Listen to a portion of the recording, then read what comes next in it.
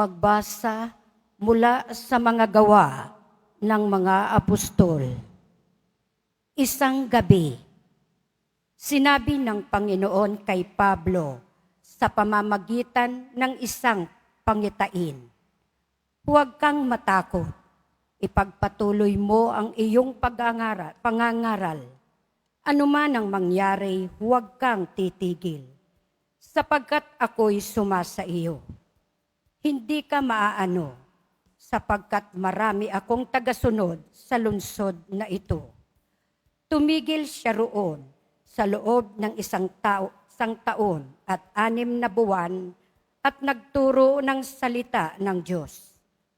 Nang si Galion ang maging gobernador ng Akaya, nagkaisa ang mga Hudyo na dakpin si Pablo at dalhin sa hukuman.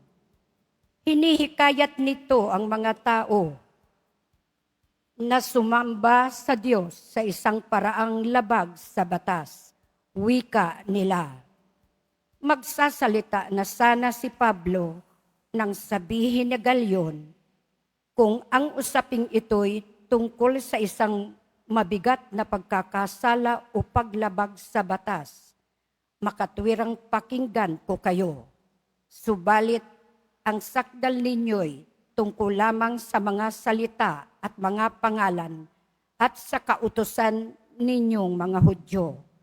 Kaya't hindi ko kayo hahatulan sa bagay na iyan. Bahala na kayo. At sila'y pinalabas niya sa hukuman.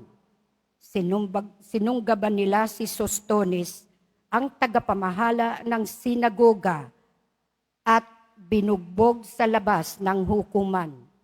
Ngunit hindi ito pinansin ni Galion. Pagkatapos nito, ilang araw pang nanatili si Pablo sa Korinto, saka nagpaalam sa mga kapatid. Pagdating sa Sekria, nagpaputol siya ng buhok sapagkat natupad na ang isang panatang ginawa niya at naglayag siya patungong Syria kasama ang mag-asawang Priscilla at Aquila. Ang salita ng Diyos. Salamat sa Diyos.